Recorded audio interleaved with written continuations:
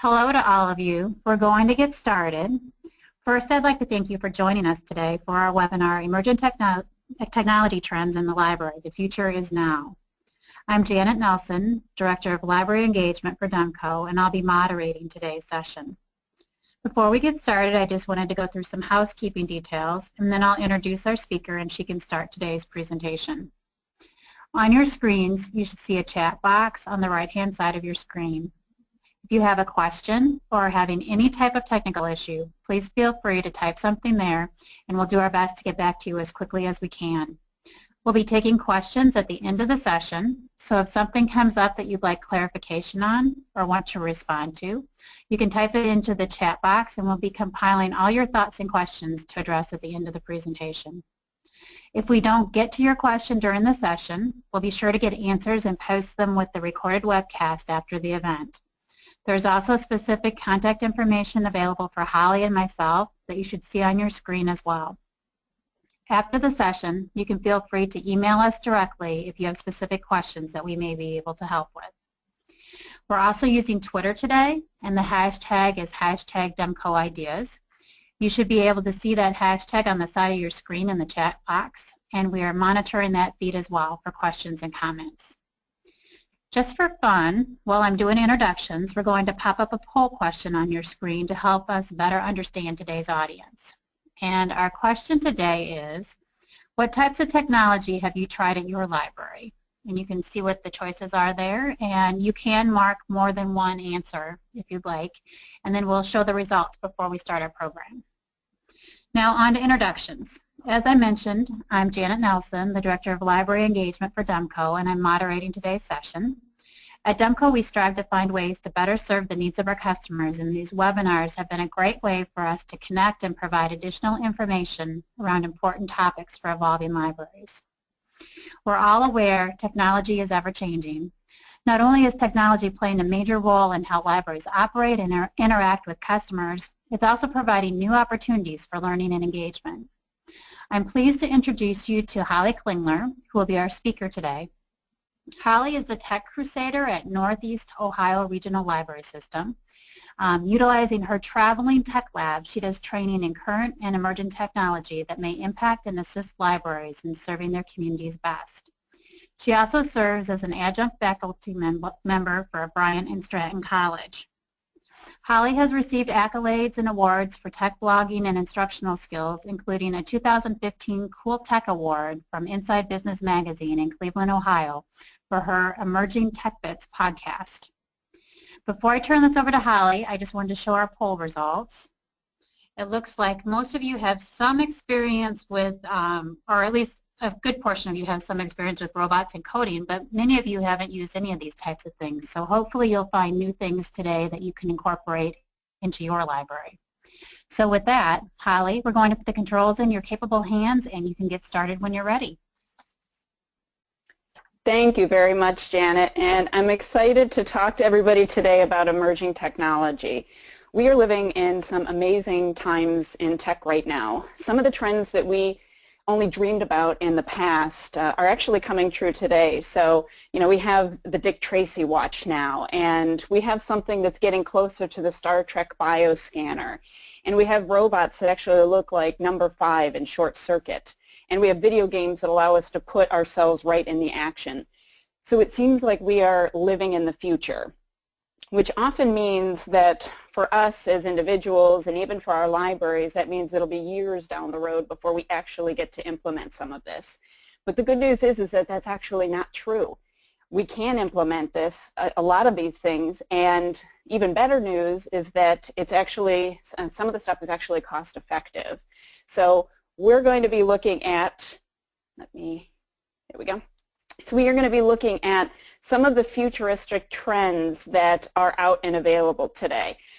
These are the three objectives that we're going to do. The first thing is we're going to look at some of the most emerging technologies out there that's growing. And this is for any kind of emerging technologies.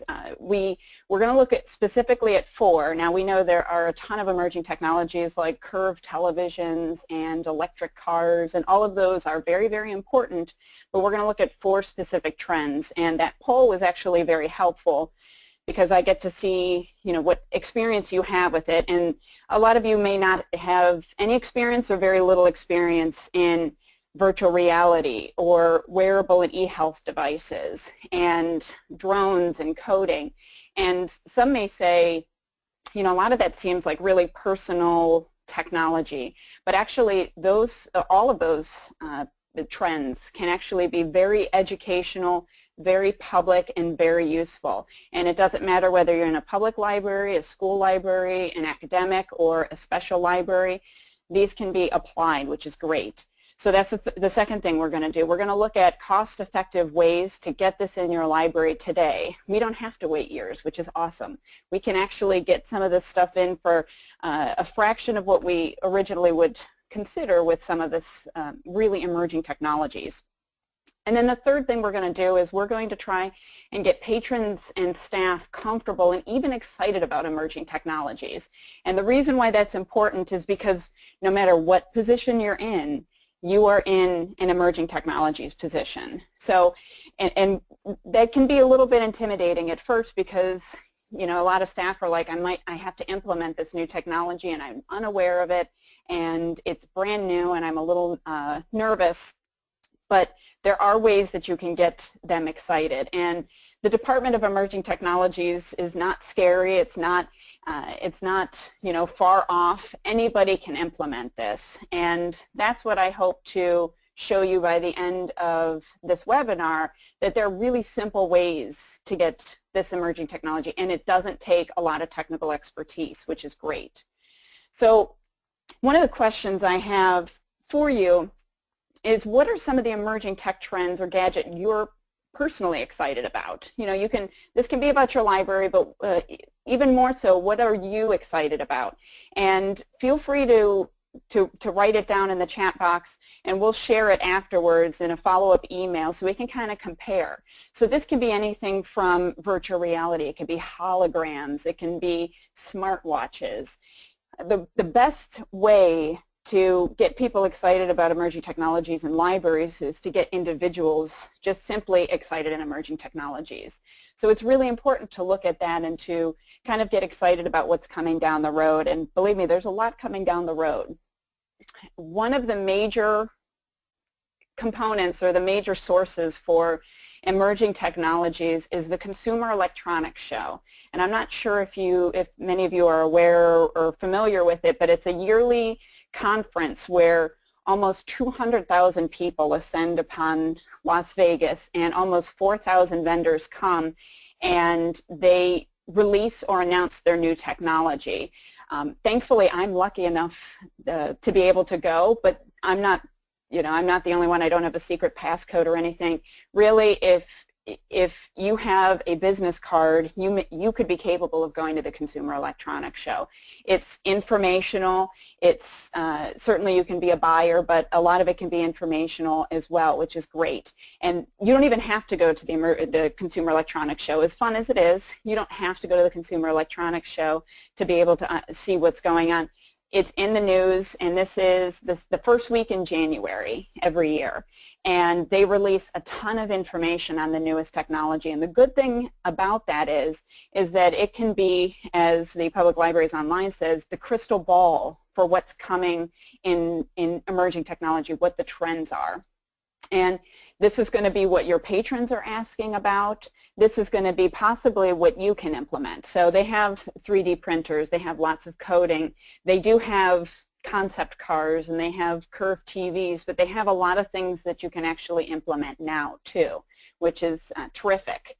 So we're going to look at those 4 items for trends. And the first trend is virtual reality. This was the biggest thing at the Consumer Electronics Show, and it is the biggest thing in 2016 because the Oculus Rift announced their headset, the consumer version. It's kind of, they had a developer's kit and some people got access to it, and it was, people kind of played around with it, and it's been around prior to 2016, but it's really taken off in 2016. So what the trends are, there are 2 kinds of virtual reality headsets. The first one is the one that's tethered or wired to a computer. So it uses a your computer, and maybe I should explain what virtual reality is. And virtual reality is basically putting yourself through this headset, putting yourself in a digital world. And it's not just about, let's see how big we can get our TV. The cool thing about virtual reality is that it uses technologies using these kind of big and clunky headsets to know where your head is moving. So when your head moves up, your view moves in the virtual reality world. And I will tell you that I can explain it, and it sounds cool, but you really have to experience it for yourself. So for those who've been able to experience it for themselves, it's amazing. I've actually seen children and grown adults, and I'll even admit myself, who I put myself in the virtual reality headset and I rode a roller coaster, and I actually started leaning forward as if I were in the roller coaster. Some parents have had to catch their children because they were leaning so forward they almost fell, and adults have to grab onto something or actually stand by a wall, because it doesn't take much for your mind to feel like it's in a virtual reality world. It's really surreal and it's great. So you can do it one of two ways. You can do it with a headset that uses the computer, and the computer kind of simulates that. But there are better ways, or easier, I should say, more convenient ways. You can actually use your phone. And those are the mobile devices. They're not as strong, so they don't have as robust of a game, but again, it doesn't take much for your mind to believe it. So this is a good example. This is kind of for those who are familiar with like the ViewMaster. This is kind of what it's like. So it just takes two images, and that roller coaster below is actually taken straight from my phone. So it's still a fairly good picture. It splits it in half, but it uses the two lenses to give you the simulation that you're on a roller coaster. Or you can visit the Eiffel Tower, or you can go to Tuscany, or you can go and fly into space. It's amazing. And again, I highly encourage you, and I'll explain as we go through in the webinar ways that you'll be able to do it, but you can actually download an app for free now and use a very cheap device and feel like you're in the action. So that's initially what virtual reality is. And again, even though it seems very personal, I'll show you how you can use this as a strong interactive educational tool and a great public conversation piece for a fraction of what you would pay for some of the higher devices.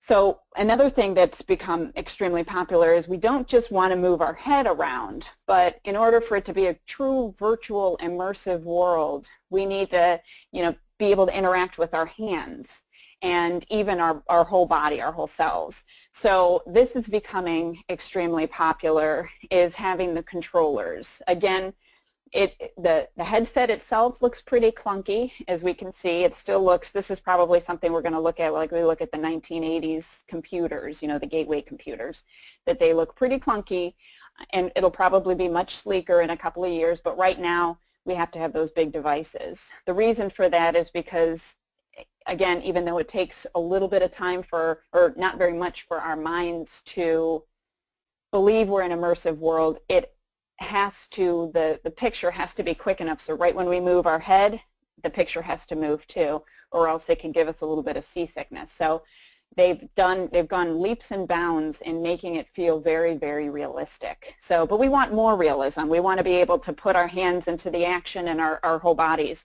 So as you can see, we have these controllers that allow for us to move around, and even the Virtuix Omni allows us to walk around without hurting ourselves, because once you put that headset on, again, you feel like you're actually walking. So, and sometimes I've walked into a wall, and that's not good.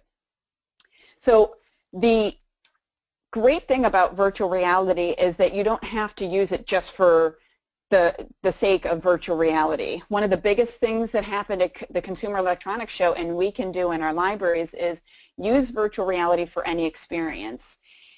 NASA actually gave a tour of Mars using the Oculus Rift. So you put the headset on and you're actually out there on Mars, which is great.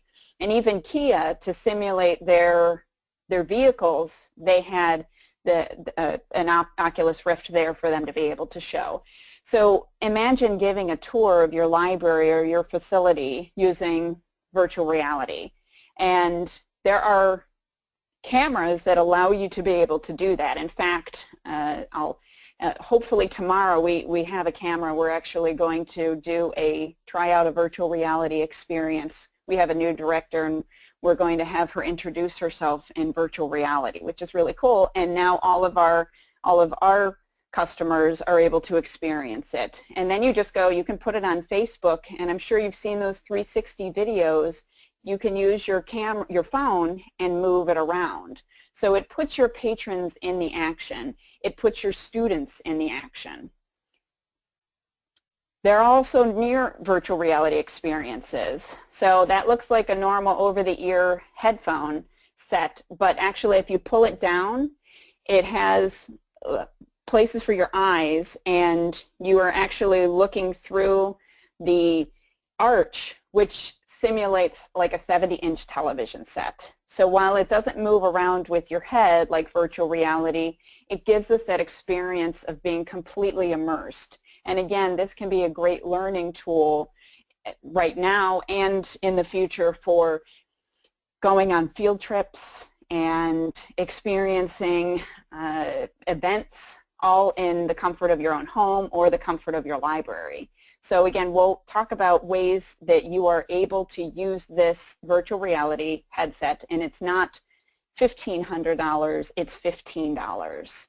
You will be able to use this immersive emerging technology in your library, so you can take your library patrons and your students on a field trip. So the next trend is getting e-healthy or e-health devices, wearables in general. So I'm sure there are quite a few of you who may have a wearable on right now, a fitness tracker perhaps, and that's great. More and more people are wearing fitness trackers, and more people are looking for fitness trackers that do more than just track their steps. So this is the big trend in e-health and wearables. The first thing is that it's becoming much more robust. It's not just tracking steps now, it's tracking how many flights you've climbed. It's giving you continuous heart rate. We're looking for heart rate monitors. We're looking for sleep. We're also going just beyond health and fitness. We're looking at now noticing that simple sleep is absolutely essential to our health. We're also looking at stress. Some of these wearable technologies can actually determine, using an algorithm, determine whether you are stressed or not. And it will give you ways to be able to relax a little more. There are actually e-health devices that tell you to stand up tall, and they monitor your posture. So if you can think of a device that monitors your health, it's certainly out there. There are connected forks, there are connected toothbrushes, and they're looking at more than just the steps. The other point is that they're actually becoming more fashionable. Before, if you remember some of the early wearable technologies, it looked like technology and nobody wanted to wear them. But now they're becoming so fashionable that it doesn't even look like you're wearing technology, which is great. And at the same token, it's becoming less expensive too. So you're not looking at $250, $300 for it. You can get a very good e-health device for under $100. Interestingly enough, we originally think that it's just for your wrist, and it's not just for your wrist now. They have thought of some very creative ways, and I'll show you some very creative ways to be able to implement e-health on other parts, because you have limited space on your wrists, obviously. And finally, they're connecting all the health devices. So for instance, if you have a Fitbit or a Jawbone and you have the Nest thermostat, you can actually have it set so that your Jawbone, once you go to sleep, your Jawbone will set your Nest thermostat to the temperature that you like, so you can get restful sleep. So things are connecting, and our devices are doing more than just counting our steps. So here's a few examples of some of those trends. The Withings Go e-ink is one of the examples of a very inexpensive device. This one's $69. It uses e-ink, and so it doesn't need charging much. I think it actually uses a cell, if I'm not mistaken. It's I believe you can swim with it, but it does your sleep, your run, your steps, and you can compete with friends. So it does a lot for a very little, which is great. The Sense sleep monitor. This is really interesting because they just came out with this literally about 1 hour ago. This is the little hello pill is something you put on your pillow, and it tracks your sleep. So it knows if you've had a restful sleep or a restless sleep. That big ball actually monitors your room and notices and monitors the sound of your room, how much light you have, what the temperature is, and the air quality. And it will determine whether you're going to have a good sleep or a restless sleep. And now, just an hour ago, they released that Sense ball will actually play soothing sounds, which is proven to give you a better restful sleep. So they're noticing that. And believe it or not, some libraries that I've talked to have considered actually circulating this because it's relatively easy to clean and it's easy to reset.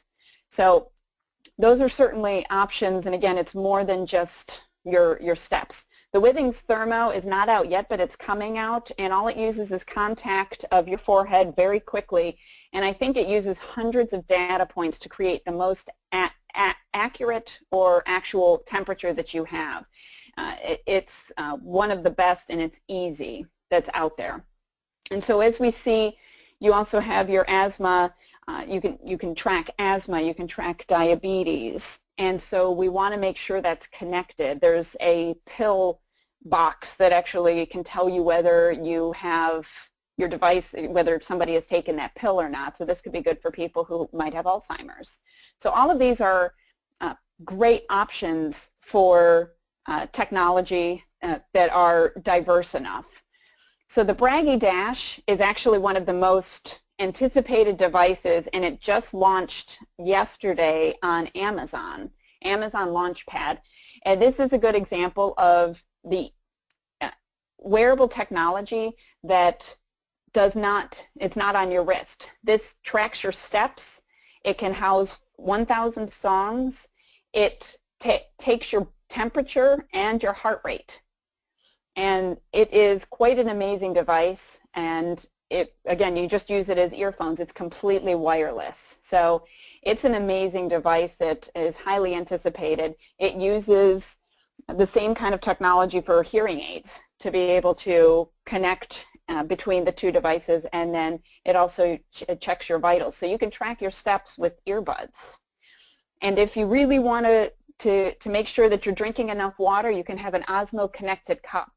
And believe it or not, we've taken all of these devices, and these personal devices, and we've gone to local health libraries, and the medical students are actually super intrigued with this because of the fact that it's preventative care, and they're starting to actually get information sent from their patients to their offices with this information. And so they're really, really curious as to how it works and how viable it is. So it's worth looking into. And we'll talk about how to get those e-health devices in your library as well.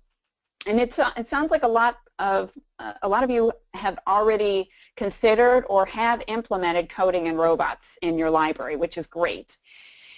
This is kind of the short circuit. Mechano is an interesting robot, and these robots are becoming smarter. They're actually able to learn from the child or from the adult. What it's doing is it's actually drawing from the cloud, and it's able to understand the information and grow with that individual, which is really neat. And again, like I said, it updates from the cloud, so this device, this robot, can continually update and improve over time. So you don't have to, go back and, get a new device. You can have it kind of improve over time. The great thing is that they notice that these robots have become great tools for education and STEAM education in particular. So this Mechano actually has I think it has 200 different steps in order to build it, but I know someone that built it over a month, and the child absolutely loved it, and now they're able to control it. I think it has voice commands you can give it and everything in between. So it's great. And the one thing that we've noticed in the past is that a lot of younger children, preschool, don't have very much out there, but they're really looking into some options for younger children. So for instance, this Fisher-Price Think and Learn Codapillar. This is for preschool children, and it allows children to be able to understand sequencing. So you don't need an iPad or anything. You'll be able to sequence it right on the device itself. MakerBlock is kind of like Snap Circuits, but it's for younger children as well. And Lego WeDo, which is really cool. It's Bluetooth connected, but once you build that device, the child has to code it as well, and you can do it via app or through your computer as well. And then here's some of the robots that give you examples. One thing to remember with the Consumer Electronics Show or anything, some of these devices never make it to market. So this Avatar Mind iPal, even though it looks pretty interesting, it's pretty life-size, and it's pretty robust as a robot, but you may not necessarily see it. But some of the stuff you will. The Cognitoys Dino, this is actually powered by Watson, and you click the stomach and the robot or the Dino will talk to you, and it can challenge the child. It'll give lessons on mathematics. It will tell the child jokes, and it's able to sense the age of the child and then be able to ask it questions or teach it according to its age, which is really neat. And this is available. Actually, they just started shipping this last week. So it's available and out there for you. The third big trend are the drones. So the drones, this was so big, as you can see, there's a Stampede drone corral. So flying and drones in particular are very, very popular. And I will explain how it can be used in libraries in a moment, but the trends for drones and quadcopters right now is that it's becoming much easier to fly. I don't know if you've tried flying a drone before. They are not easy to fly.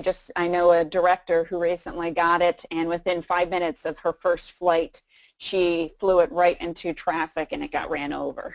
So it's not easy, although she loved it so much she ended up getting another one. So it's a lot of fun, but it's not that easy to fly, but they're becoming easier. They have better features. So for instance, if you have that lily has that little pill next to it. If somebody holds on to that pill, that drone will actually fly wherever that pill is. So it's really neat, and you can control it separately, not just with your phone. Of course, it's selfie capable. There's a big I guess, push to have selfie-capable drones out there. There's always a selfie mode to it.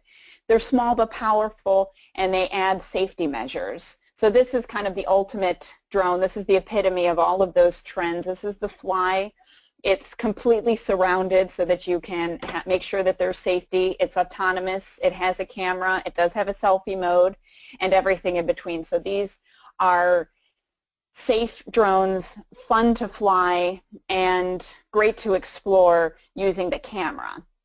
So those are the trends, the 4 trends, and again, those are the major trends that we've seen at the Consumer Electronics Show, but even more so throughout the first quarter of 2016 and beyond, and people are really excited about it.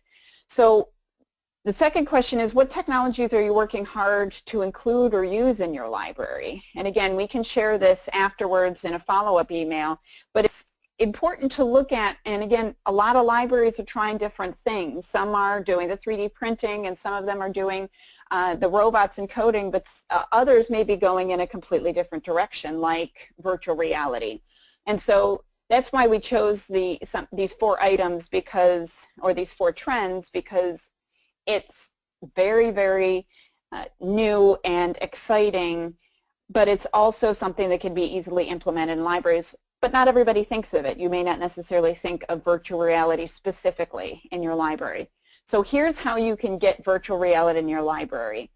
There's a thing called Google Cardboard, and it's very, very inexpensive. You download the free apps, and you put your phone right in that Google Cardboard, and you can have a very similar experience that you would. Now, of course, Oculus Rift has the bigger, more robust games, but again, it doesn't take much. I really encourage you to try this because you're going to love it.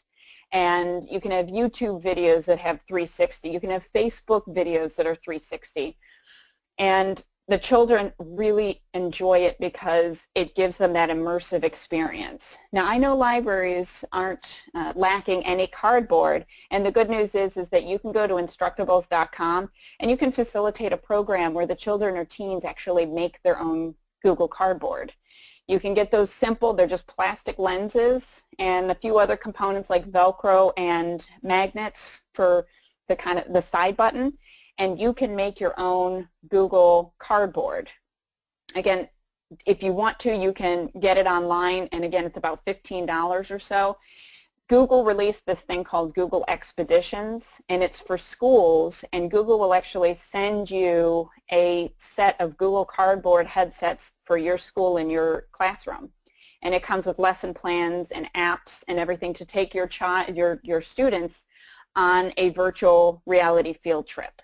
So here's some examples. Even if if you're a public library and you can't apply for Google Expeditions, you can still experience that great virtual reality. And these are great learning experiences. So there's a Google Cardboard app, but there's also sites in VR, and that actually can take you to Turkey or Egypt. You can visit castles, you can go visit tombs, you can check out different cultures. This is great in that you can actually experience different cultures and ancient sites without ever leaving your library. So your library can be kind of the tour of the world if you want.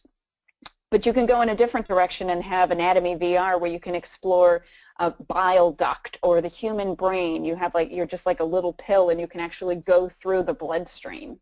You can actually go through the solar system using Titans of Space. And again, all of these are free apps that you can get. And just for fun, because I try this when I go and take my tech lab to different libraries, the children absolutely love Jurassic VR. So they're walking around a park and there are dinosaurs in different areas, and they love it. So if you don't want Google Cardboard because it's a little bit, they're actually quite durable, I use that Ackley, which is adjustable to different phones, and the area that touches your face is a soft leather that you can easily clean, which is great.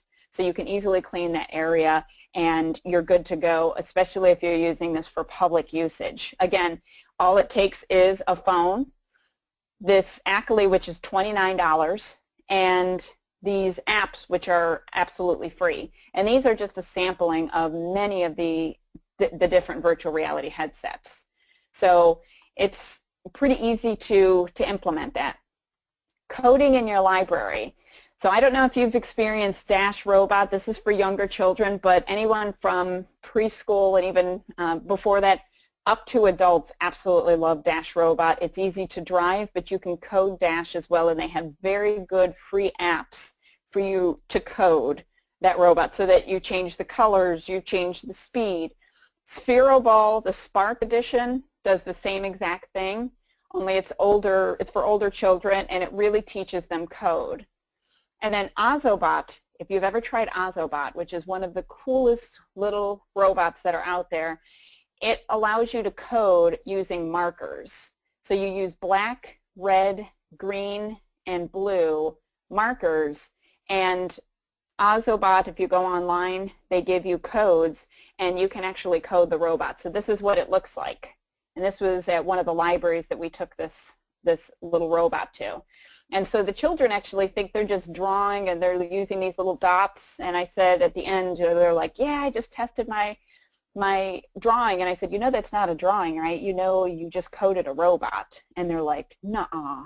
They're just absolutely surprised and excited that they've actually programmed a robot. So this is really very, very useful, and it's very inexpensive. I believe retail price it's $59. I think you can get it as cheap as $39 in certain areas.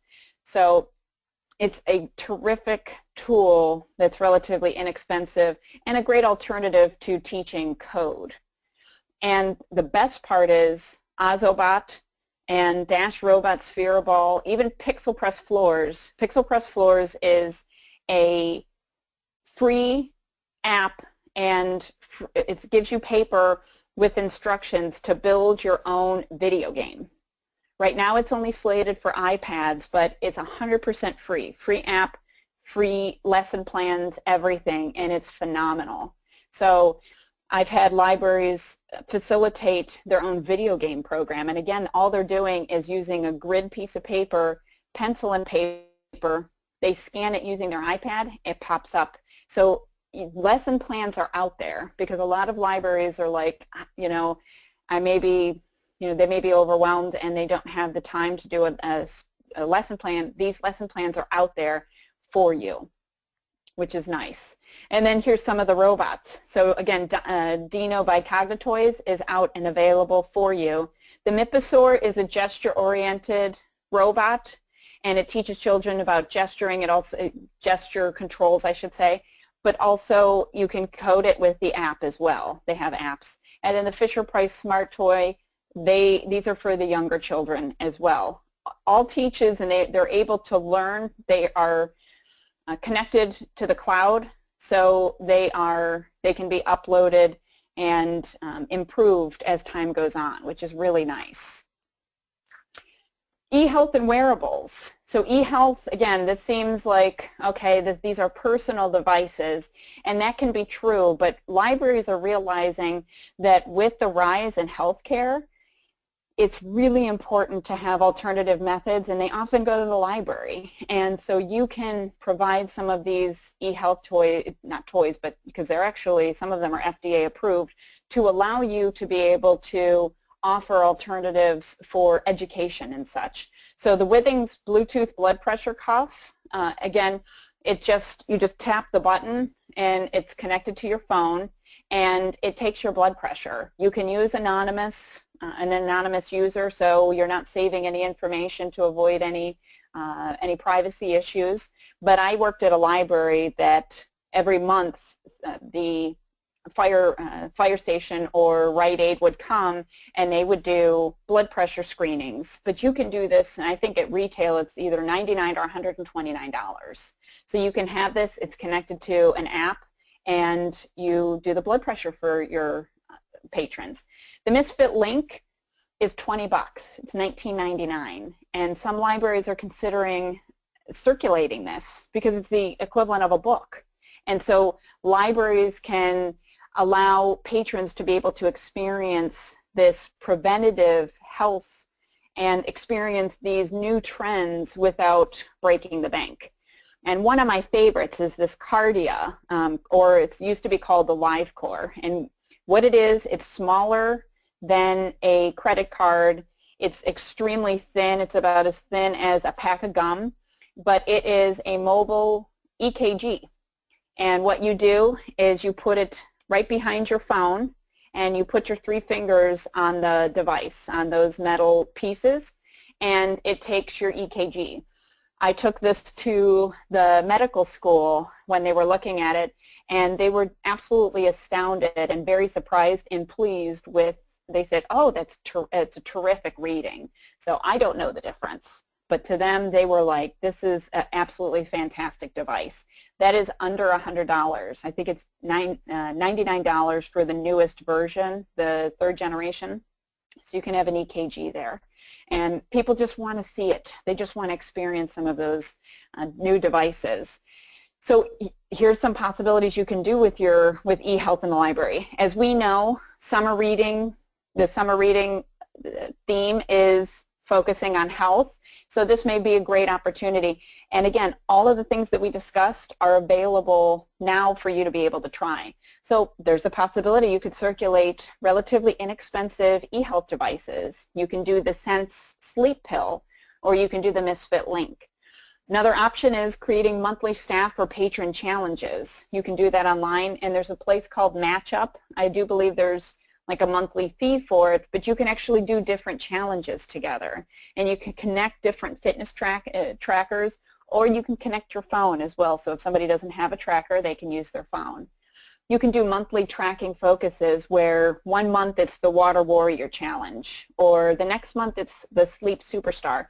Again, no matter what library you're in, this creates camaraderie with staff, if staff want to be partake in it, and they may just be curious too. So it's a great opportunity. And you can have a small health center in your library for patron use. Again, a lot of your patrons may not have the funds to be able to go to the doctor. They may not want to. And while this is not, of course, we'll say, this is not an opportunity for you to diagnose anything. Your library is not diagnosing anything, but this is things for them to be able to try out, which would be interesting. So finally, the last trend, get drones in your library. I know that seems strange. Almost, I think a lot of people are like, oh boy, there's, you can see some of the issues now with it, but it's, and I thought the same thing. But we actually had some fantastic experiences with drones. In fact, we have the tech lab, and a lot of these devices that I'm talking about, we actually take to different libraries to have them experience them. And the drones are one of the most popular devices that we have, and they love it. And a lot of people will ask, why drones? And, we're not anticipating it delivering books or anything. But the one thing that the drone does is that it just makes people comfortable. They actually want to play with it. And once they start playing with that, they're actually more apt to play with a lot of other things. So it's kind of like the gateway device that allows you to say, you know what, this is a lot of fun. What other things do you have? So here's some suggestions, because like I said, we do take these drones to our library, to other libraries to have them try out. And here's a few suggestions from our trial and error. So just buy extra blades, steer away, make sure everybody is safe. You have to register your drone if it's over 0.55 pounds, but most of the drones that we use, the drones that I suggest in the previous slide, are perfectly fine. They're under regulation. You don't have to register them. And you can even use broken drones as makerspace, but they're actually really easy to repair. And the drones that we're looking at are 26 bucks. The one that's flying right now, it was $26. So it's actually relatively inexpensive for you to be able to have a drone in your library. And again, we've had some suggestions where, we were looking at drones, and you can do a drone obstacle course. You can do, someone called it Game of Drones, which is really cool. You can do drone races, and there are plenty of options out there. But again, the biggest thing is that it's quite a draw for people to be able to see that their library is actually implementing such emerging technologies like drones flying in their library, and it makes them curious and even excited. So again, this is just the beginning. I know we just touched up on 4 items, 4 major trends, and there are a lot of trends out there. I love augmented reality, flexible displays certainly, cloud-connected devices, 3D printing of course, but this is just the beginning. And really, who's going to be shaping the future of these emerging technology trends in libraries? That the people will be you. And so it's exciting to know that you could shape the future of how these libraries are implementing emerging technologies, and soon we'll be hearing about the exciting things that you'll be doing. So the last little bit I want to mention is just a few tips to be able to get people excited. What are some ways that you are trying or can try to get staff or patrons curious about some of the newest technology? Again, a lot of people may be like, this, A, it may not be what we want in our library, or B, I'm a little intimidated by it. But there are ways to get people less intimidated and even excited about some of this awesome emerging technologies in the library and how it can be implemented. And the first thing is, it's not what it does, but why that matters. So when I first started out, I used to kind of explain like, oh, this is what virtual reality does, and it uses the accelerometer and the gyroscope. Nobody cares. But when I say, do you want to ride a roller coaster? They say, yeah, and they put it on, and they absolutely love it. So it's relatable. the tech becomes less intimidating and even exciting when you say, do you want to visit Tuscany? You know, they will get excited about it, and that's what's eye-catching. That's what draws people in. The second thing is tell stories. Tell stories about this emerging technology, because it's more memorable. You are 22 times more likely to remember a story as opposed to remembering a fact. It becomes more relatable, and you can envision how it works. So I use a story about the watch, a smartwatch, saving my brother-in-law's life, and it's interesting. And just the backstory: he was using the heart rate monitor, and he thought his heart rate was over the top, and he was like, "Oh, this smartwatch is horrible." And I said, "Well, I'm not sure. I'm still testing it out." And it was bugging him, and sure enough, he went to the doctor, and the smartwatch was absolutely accurate. He had not only a high heart rate, but high blood pressure, and they put him on blood pressure medication immediately.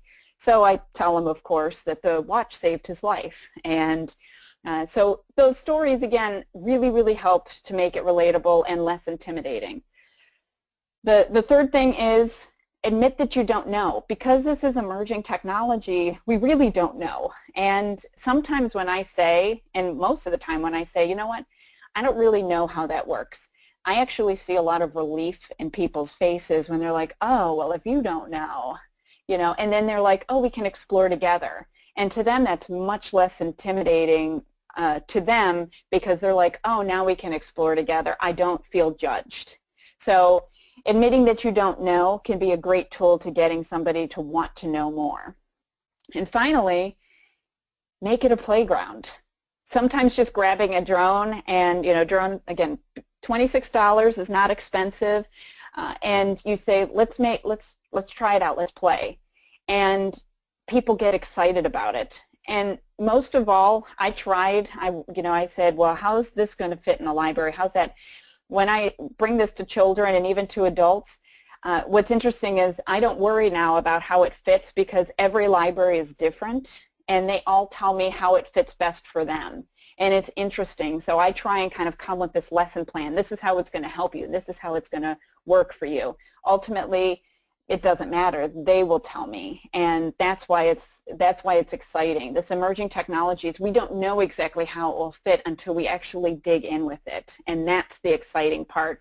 So it's a tough job, but we have to play with this emerging technology. We've got to test it and try it out and explore, and really that's the exciting and most interesting aspect to it that I'm really interested to see as we go in the next coming years with emerging technologies. So I appreciate it. I appreciate your time in this kind of whirlwind tour of emerging technologies and tech trends.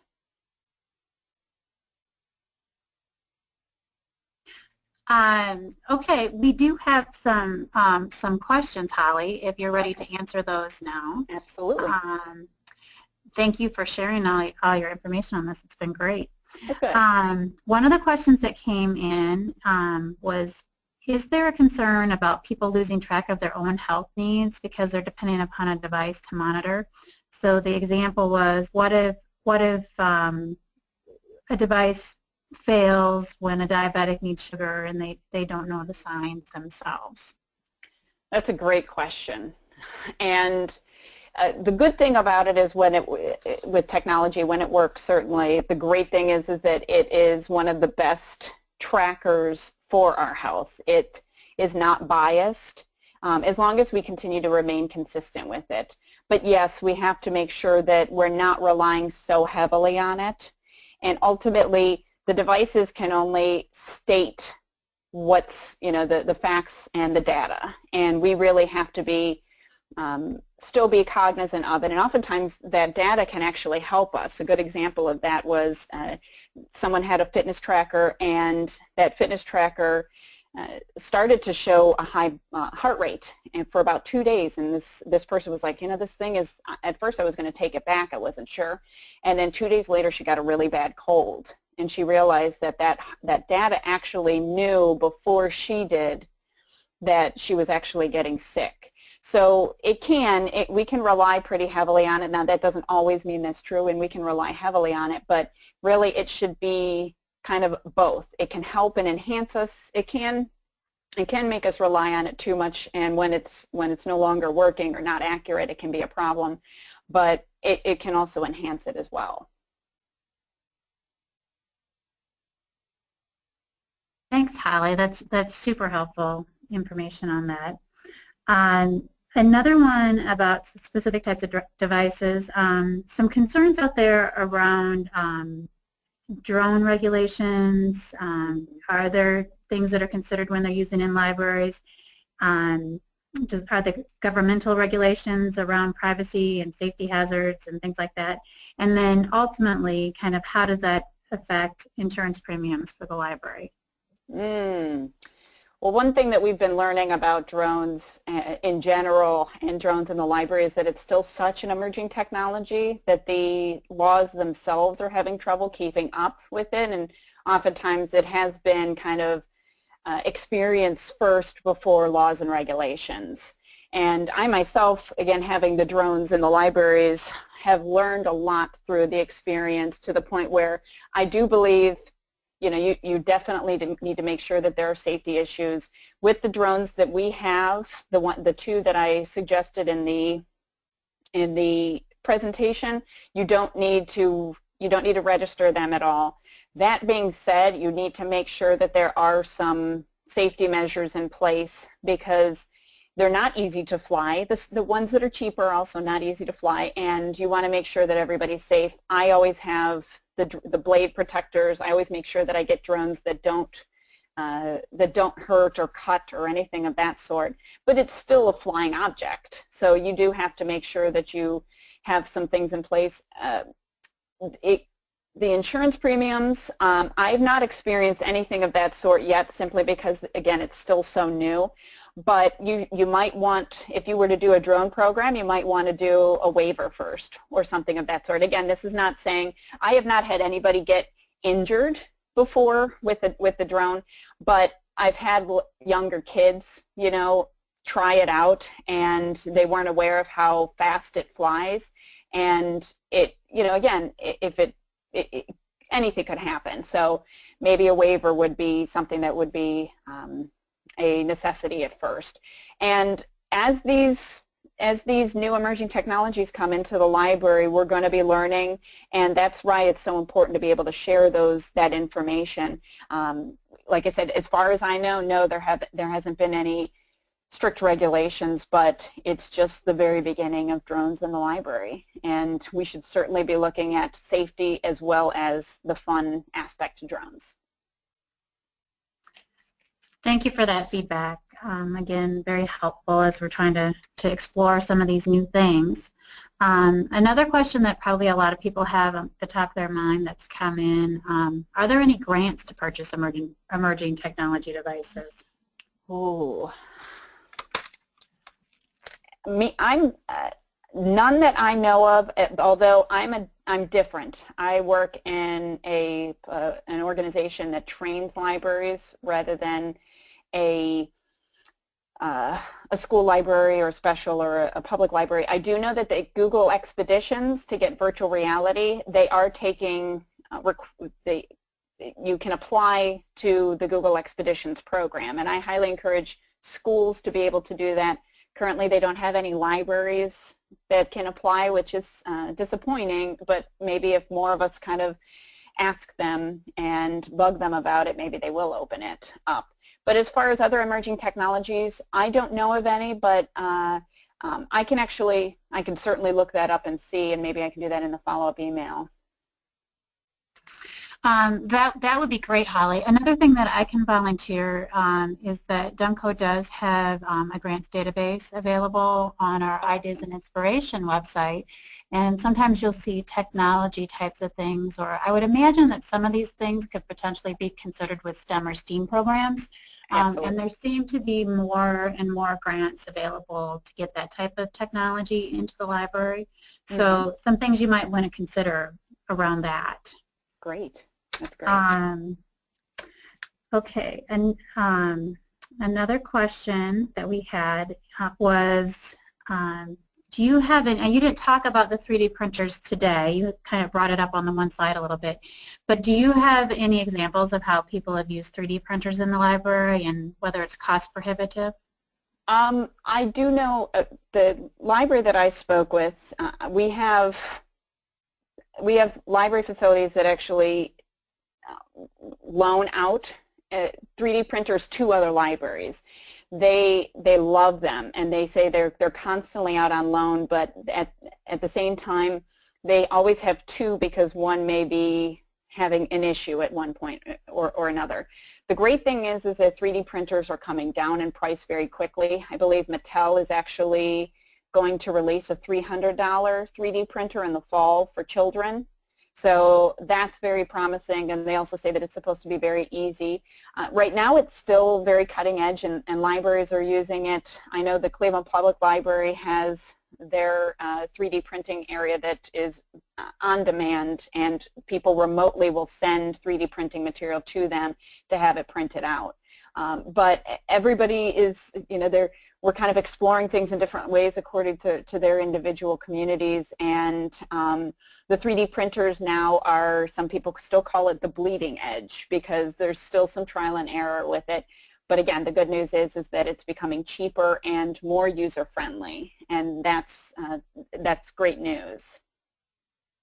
That's what we've experienced as well, just seeing more and more people using them in their libraries and just kind of trying to figure things out a little bit. I know that the maintenance can be a little bit tricky sometimes, but like you said, they're getting better, and they're getting easier, and they're getting less expensive. So, Absolutely. so that is good news. Another thing that came in had to do with storage and charging lockers for these devices. I know Demco does offer the Quick Boost lockers, which might be an option, but do you know of any other products that might be able to be used for that? Not that I know of. That can certainly be something that I look at. And again, I'm in a unique situation. My storage locker is my Kia Optima. A lot of people say, do I have a tour bus? But I have a Kia Optima that I bring these emerging technologies to different libraries. So I don't, the storage, a lot of these devices are a little finicky with, making sure that they are stored in a dry place, a cool place, and a lot of the times they'll have nice cases for them, but that in and of itself can take up a lot of space as well. Okay, that's very helpful. Another question that we had was, I think you touched on it a little bit, but could you elaborate a little bit more on how the drones fit into the library and some of the things that have happened there? Yes. So right now, again, we've had the drones for about a year and a half now, and what we did with the drone is just, a lot of people are curious about them. They hear drones in the news, and they've never actually been able to try one out themselves. So we first started with staff themselves, and it was a fantastic tool to get staff members to get excited about emerging technologies. And so we never really justified it by saying, it's going to deliver books. One librarian mentioned, oh, I can use it to spy in the stacks, if teenagers are acting up. So I mean, there's no specific example except for the fact that, again, it is so emerging and such a conversation piece that it brings people into the library. But when I started the last couple of months, maybe about 6 months, we've actually done patron programs with the drones. And when we use that, they're doing things like drone races or drone obstacle courses.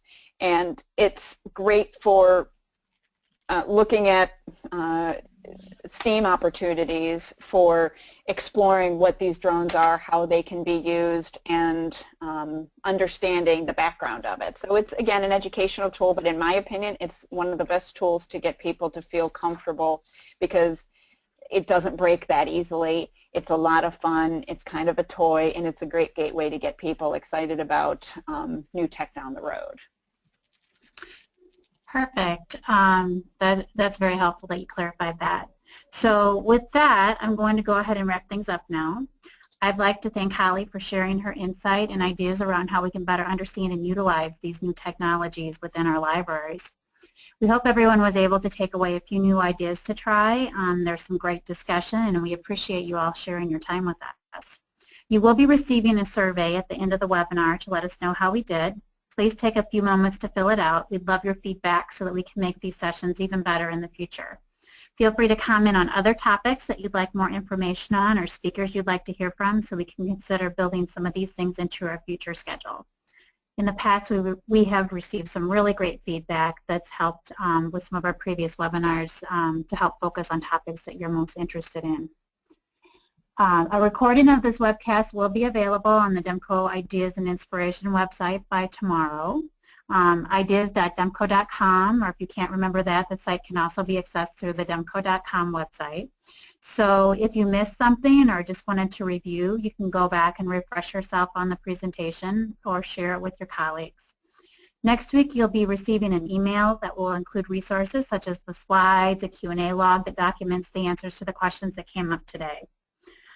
Again, thank you for joining us today. Please consider joining us on May 25th at 1 p.m. Central Time, 2 p.m. Eastern Time, when Catherine Duarte, Library Planner, Madison Public Library in Wisconsin, will present Planning for Growth with Inclusive Engagement. Keep watching the Ideas and Inspiration website for other new webinars, and you can also find many that are available on demand to watch at your convenience. We hope that you will consider joining us for future events. Again, so glad you joined us and hope you have a wonderful afternoon. Thank you.